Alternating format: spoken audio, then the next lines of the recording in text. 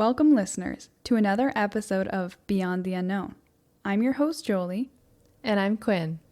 And today, we dive deep into the terrifying and unsettling story of the small-town serial killer, Allan Legere, better known as the Monster of the Miramichi, whose name still sends chills down the spines of local residents. You certainly won't need any reminders to lock your doors and windows tonight, my friends.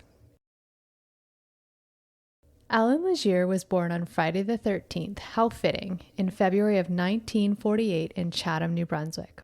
This is a small town on the east coast of Canada. The east coast of Canada is typically pictured with beautiful oceanside beaches and rocky cliffs. However, at the time, this area was particularly poor and also a very conservative Catholic part of the region. Allan's mother was a single mother of three. He had one older brother and two sisters. His mother made money by renting the rooms in their home.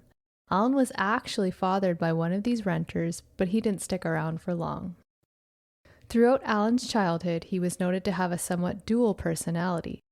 Some say he was charming and polite with a bright future, whereas others noticed how he could be very spiteful and cruel. Even at a young age, he was well known to police as a local troublemaker. It is said that he would break into homes just to see if he could get away with it. Sometimes he would steal money or jewelry. He was an outcast, though, and he knew this. And because of it, he developed a deep-seated resentment and hatred for his community, including the Catholic Church. He felt, and it was likely true, that the community had turned against him. Part of his criminal intent was thought to be an attempt to exert dominance and gain a sense of control and power over others. When Allan's brother was 15, he was sadly hit by a truck and he was killed while he was walking across a bridge. Allan's mother really didn't cope well with this, and she actually even resented Allan, suggesting that it was the wrong brother who was killed. Because he was such a bad kid?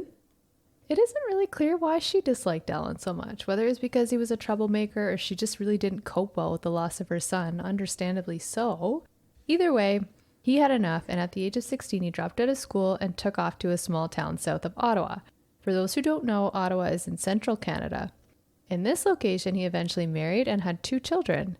He was working as a salesman, but there are reports that he did continue with his petty crime in this region. Over time, things started to go downhill for Allan in this area too. His coworkers started to see him as an outcast and started to make fun of him. He also cheated on his wife on several occasions. His wife eventually filed for divorce. After this, Allan, at the age of 37, returned to Black River, New Brunswick. This is pretty close to Chatham. Upon his return to New Brunswick, he continued his criminal escapades and seemed to develop an even deeper sense of resentment and hate towards the community. Local sources say he was a real jerk and would drive around, often trying to start fights with anyone and everyone. One of his first noted violent crimes during this time was a stabbing where he took a broken beer bottle, and drove it into a guy's face. Ugh. And although I know, so gross. And although he continued with his petty crimes of break and entering and minor thefts, he developed a reputation for watching women in their homes, through their windows, or even from inside their house. Okay, remember when sister went to university, and that was a thing at that time too? Some guy was sneaking into the windows through the dorm and would just be at the end of the woman's bed when they woke up, and then he'd rush out. Remember hearing about that? Oh, Yeah. 100%. And it's very, very reminiscent of this, because that's exactly what Allan would do. Because I remember the rumors even as a kid, before our sister went to university, of just having being fearful of that, people in the early 90s being ooh, he's the boogeyman. Some women would even say they'd wake to find him staring at the foot of their bed, but I don't know. So creepy. Yeah, it is, and I don't really know what the outcome of that was, but those were the rumors. There was even one report though of him cutting the underwear right off of a woman while she was sleeping. Oh my god. So I know, it's just Excuse insane. me. I know, get out of here.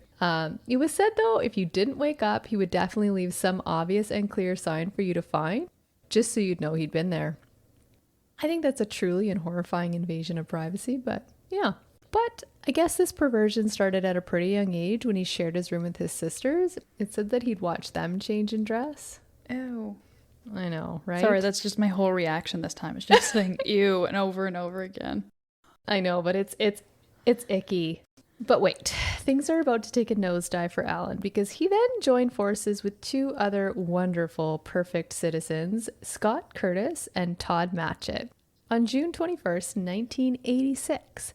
This connection plunged him deeper into evil than he already was, and the true reign of terror as we know it to be officially began. So are these just like known Miramichi area bad boys, or did he No. make them evil? They're just like the two complete randoms. Like, Oh, okay. honestly, you just join forces with these two bozos, and then, yeah, things get really crazy. All hell broke loose? Yep. So, while back in New Brunswick, Allan seemed to develop a somewhat close relationship to local beloved shop owners, Mary and John Glendenning. It is suspected that the relationship must have been somewhat beyond acquaintances, because Allan learned that the couple kept their life savings in a personal safe stored at the back of the shop that they owned instead of in a bank account. Allan decided he must absolutely have the safe for himself, and he plotted to steal it. But given the size and the weight, he realized that he would not be able to do it himself. And with the help of his two bozo accomplices, Scott and Todd, he would put this plan into motion. They just sound dumb. These two bozos. They are. So the three of them waited until dark after the shop was closed. They broke in and cut the power. The couple, John and Mary, who lived in a small apartment above the shop, could hear the disturbance. The couple went downstairs to investigate. When they arrived into the shop, the three men violently assaulted John, who ultimately died of his injuries. Then they turned to Mary, whom they violently assaulted, and then they raped her. They left her lying on the floor unconscious, believing she was dead. After they left, Mary was able to drag her practically lifeless body and telephone 911. She was able to detail the attack quite perfectly and name the offenders, so that's why I consider them bozos. Like, they didn't do... I don't know. Anyways, it was at this time that he was given the title the Monster of the Miramichi. In a very short time, thanks to Mary's strength and bravery, the police arrested and charged all three men with second-degree murder, and they were jailed by 1987. So, seems like this is all kind of wrapped up. Throughout the trial, Allan actually maintained his innocence, although he did admit to being present. Regardless, he was found guilty and sentenced to life with possibility for parole in 18 years. While in prison, Allan kept to himself. He developed a good reputation as an inmate, so the guards didn't really pay that much attention to him. After some time, Allan developed an ear infection. The infection became so severe that he was taken to the Moncton Hospital in New Brunswick. This is one of the 3 larger cities in the province. This happened on May 3rd, 1989. Apparently, he deliberately caused and tried to worsen the infection himself, first by injuring his eardrum with something sharp and then putting all sorts of unsanitary things into his ear canal. Okay, I don't want to cut you off, and you might hate me for this, but I was reading about what he was doing to his ear, about like causing his own infections. And you know how he made his infections even worse? Oh, do I want to know? Urine, baby, urine. Ew. How did he... yuck. I don't know. I mean, they don't detail if he like put it in a cup or what, but somehow he was putting urine in his own ear to make the infection worse. And I know this is dumb, but I remember watching movies, you know, where people would pee on their legs if they got like a not a stingray. What do you call it? Jellyfish. Isn't like urine kind of an antibacterial or antiseptic or something, or no? I was honestly just kind of thinking that, like, unless you had a urinary tract infection, I don't actually think there's anything in there that should theoretically be dirty. So he just kind of did that for shits and probably thought it was making it way worse. Or he had he was like probably a raging infection. He was making it better with the urine and just like, what's happening? He treated it. Gross. Oh my Well, I didn't mean to gosh. derail you. No, that's really gross, and thanks for sharing. While at the hospital, he somehow managed to convince the guards to allow him to use the bathroom unsupervised, but he was wearing his handcuffs and his shackles. He called out to the guards saying that he needed toilet paper, and then he used a key that he made from a metal, like, I think it was like a antenna from the TV that he fashioned into a shiv. So then he was able to unlock just the handcuffs, not the actual shackle belt that he had around his abdomen. He then used that shiv to threaten the guards, and he made a run for it. He took off. And for some weird reason, these guards were not armed, and they couldn't catch him. What? They weren't armed, like... Okay. Are they armed today? I would assume so, right? Honestly, I don't know. And as this story goes on, you're going to start to wonder about what the heck was going on in the prison system in New Brunswick. So I don't know. Someone, if you know, please tell us. But yeah, so overall, it was pretty hard to say if this was like typical to be unarmed or if they just weren't following the proper procedure. Because if you remember, I mentioned earlier, he was such a good citizen in the prison, they didn't really worry about him too much. But now on the loose, Allan Legere's true reign of total chaos absolutely began. Now that Allan had escaped, he needed to get away as far as he possibly could and as fast as possible. That's when he saw poor little Peggy Olive getting out of her vehicle in the hospital parking lot. He startled her and he immediately threatened her and ordered her to get into her car. From the back seat, he forced her to drive. Eventually, he allowed her to stop and get out, and he took the car from there. Oddly enough, he thanked her, tried to reassure her that he wouldn't damage her vehicle. Eventually, he abandoned the vehicle just outside of Moncton. Honestly, like, fuck the car. If I was her, I don't know how insurance worked at this time either. So maybe I should ask, like, my dad if that was even a thing. But, like, I'd be like, fuck that. Like, I don't care if it comes back in one piece. Well, that's why it's funny. It's like, oh my God, just thank God you let me go because you're a psycho. Take my car. Peace. Yeah, get out of here. Oh, man. Back in the Miramichi, Allan needed to find another vehicle and some money. So obviously, he just kind of moved on from Peggy's car. Wasn't good enough, I guess. On May 7th, he brutally beat Max Ramsey, stealing his wallet and his car, but he didn't kill him. 3 days later, on May 10th, a woman named Mary Susan Gregan's house was broken into. She saw him enter her window and called the police. She noted that all that was really missing was her jewelry, and locals suspected it was Allan, but we can never really say for sure. The town was truly afraid, and it was deeply affecting the locals. Police were on high alert, and there were patrol vehicles, armed officers, roadblocks, and helicopters searching day and night for this monster. There were a few sightings that fit the description of Allan on May 16th, one near the site of the Glendenning murder and another in a random field. Then on May 27th, there was another break-in. The assailant stole a pie, a duffel bag, and some meat from the freezer. Okay. It's a pie. I'll have that, please. And some meat from the freezer. Like, where are you cooking this?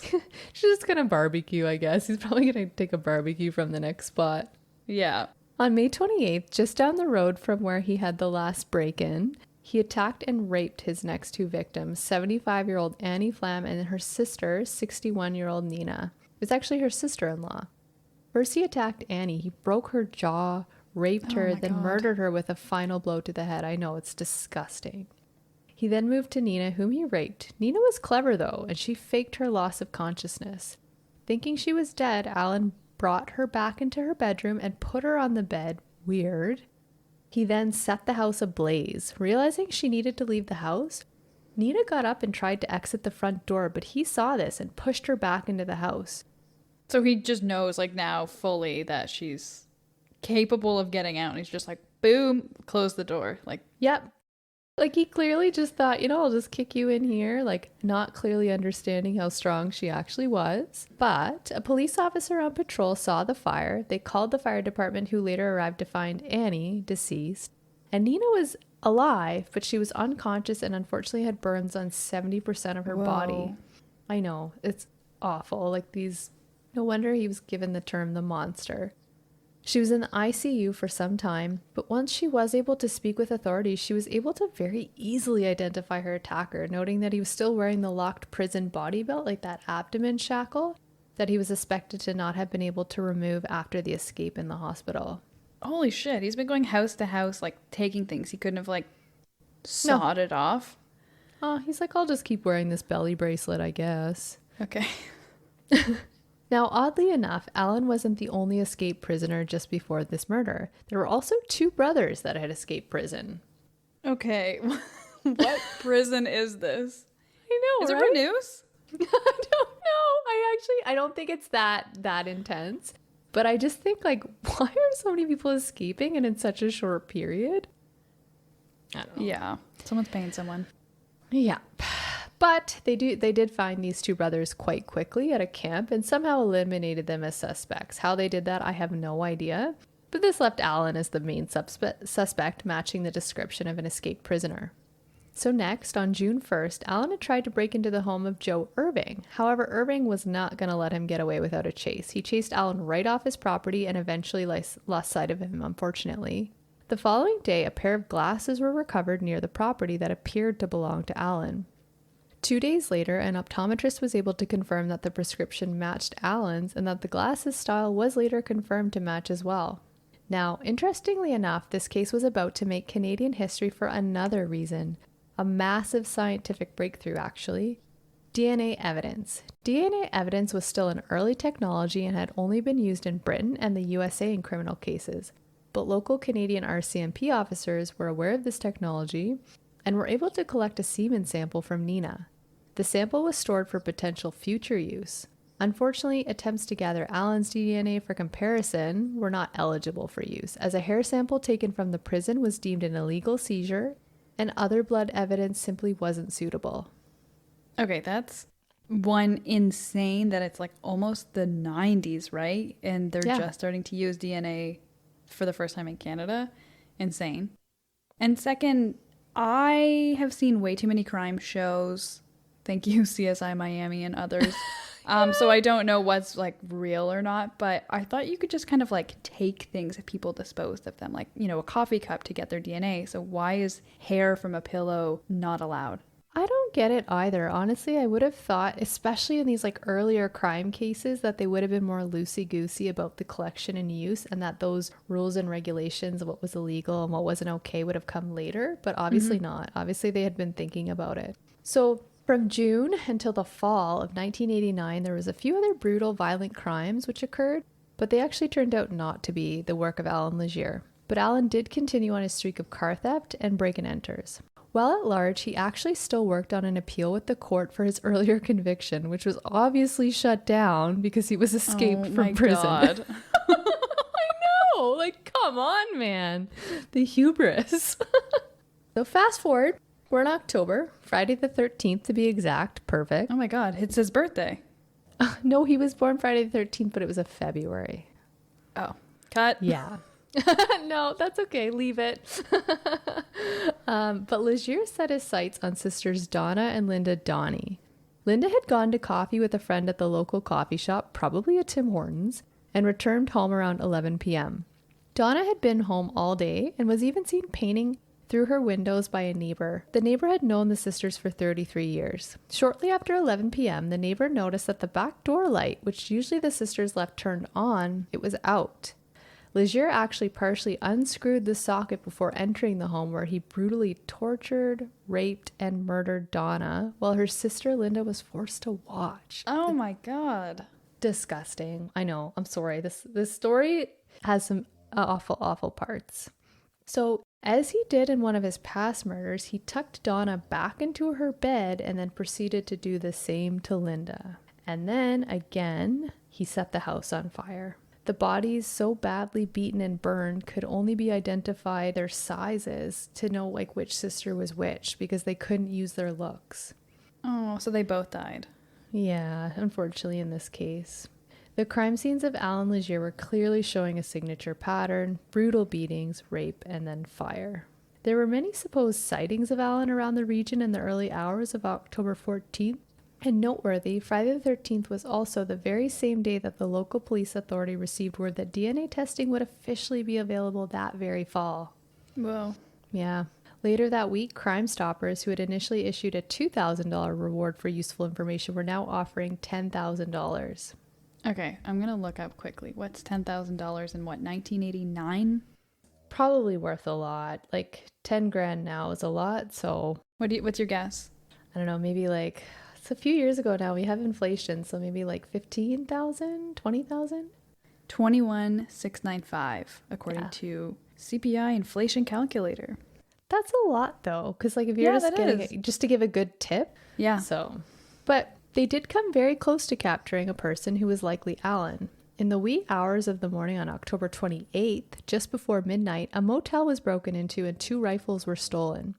Around midnight, a 6-foot-tall man was seen near a truck with smashed-out windows. RCMP was called and a police dog, Sam, was brought in.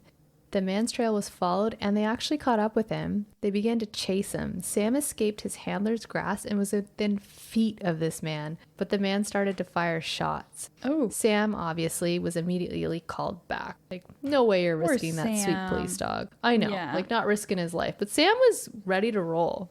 So more police were brought in and some of the homes in the area were even evacuated. A few hours later, a man named William Skid was in his home when he saw a man approach his window with 2 rifles. Knowing about the incident that was unfolding, he assumed it was police and the man knocked on his window, but then he took off. Later, there were a few more sightings, but nothing concrete, and Allan had once again disappeared. Yikes, that'd be so scary to see someone with 2 rifles outside your window. Excuse me, how are you going to operate both of them? Honestly, I also my heart would sink. I would assume that I was dead, especially if you knew the town was under evacuation. Like, oh. And I don't know, unless they were wearing like clearly a police uniform, my thought wouldn't go to, oh, that must be police. Same, I would be like, this person's here to murder me. Yeah. But that Halloween, so just a few days later, the entire town was on extremely high alert and absolutely terrified. Halloween was basically canceled that year. Instead, a local church surrounded by police protection and flashing lights handed out candy for children dressed in costumes escorted by their parents. The local RCMP, which I don't think I mentioned earlier, but for anyone not from Canada, that's the Royal Canadian Mounted Police. They're not really on horses anymore. They described feeling very helpless, that he continued to evade their attempts to capture him and continue to commit these awful, awful crimes. So this next time, November 14th, 1989, Allan targeted local Roman Catholic priest James Smith. It would seem that the likely rationale was Allan's deep hatred of the Catholic Church and the local community, because the local community, as I said earlier, was pretty conservative and Catholic, but we can't say for sure why Smith was targeted. Smith was known to be an extremely punctual person, and when he didn't show up to the service on November 15th, the people of the church decided to check his house. What they found sent complete shockwaves through the community and was described by police as a scene from hell. The father's eyes were gouged out. Oh. Yep. Teeth broken. Ribcage separated from his sternum, and his tongue was attempted to be removed. Oh my God. It's particularly violent. Yeah, he like hated this person or maybe just hated what they represented. Yep, like total mutilation. Not that all of his other crimes weren't extremely awful and brutal, but something about this one seems very personal. Yeah, the other one seemed more like attacks to get whatever he wanted. And like extreme measures, but this one just seems very personal, like the eyes, the sternum. Yeah.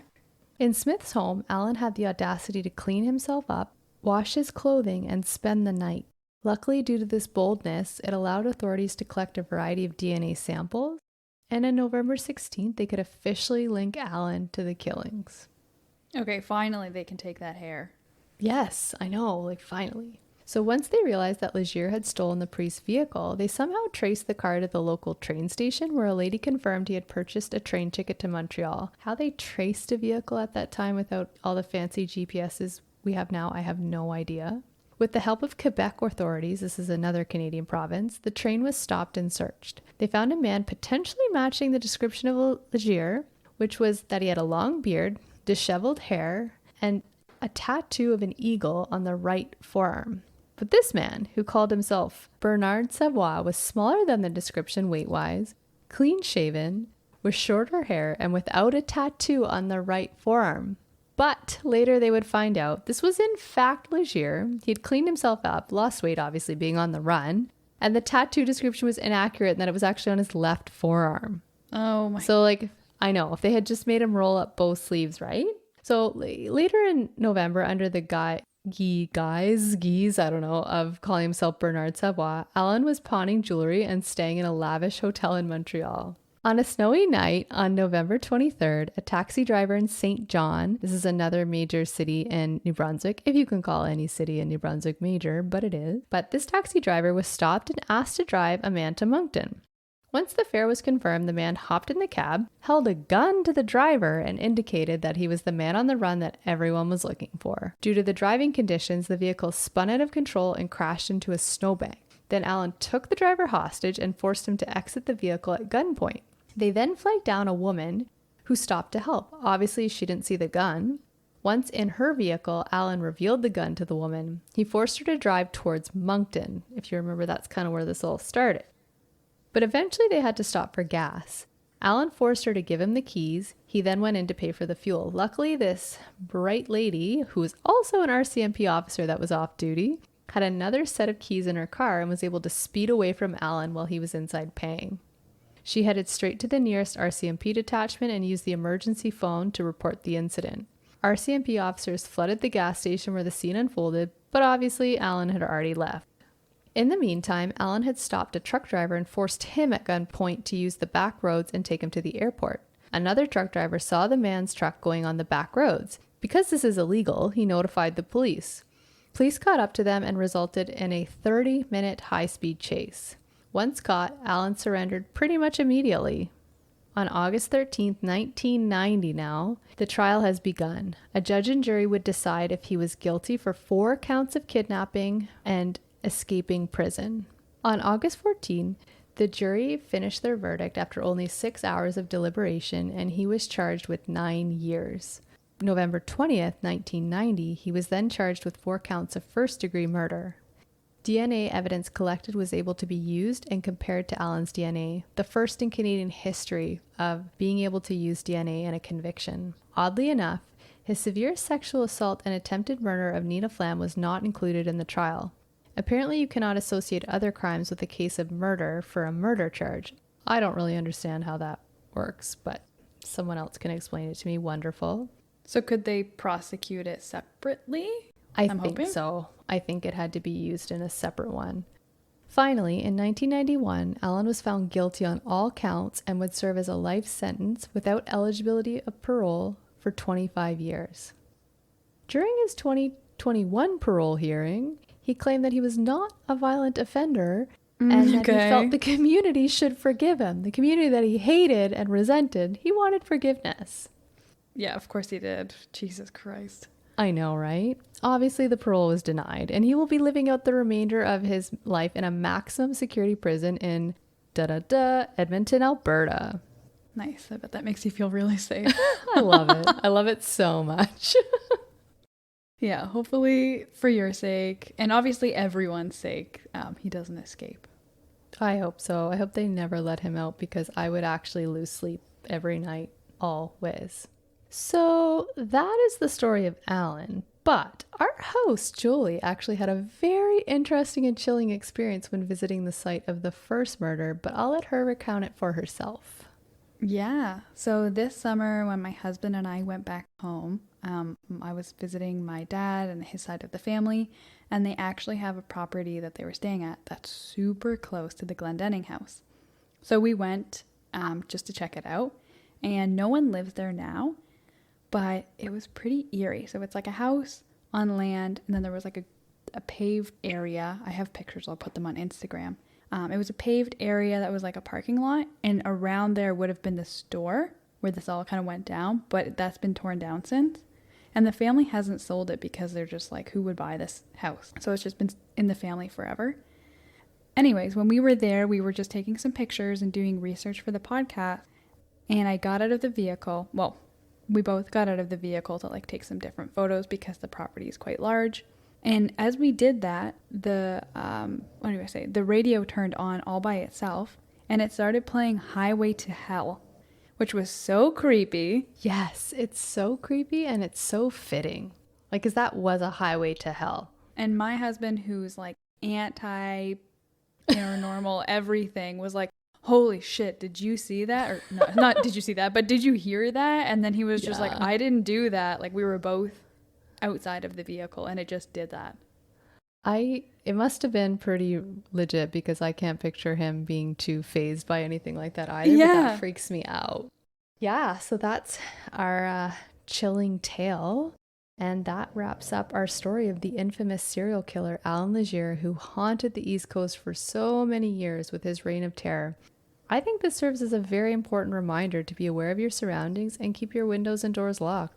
Absolutely. And thanks all for listening to Beyond the Unknown. If you have a story you'd like to share, please email us at moody.mediaprod@gmail.com.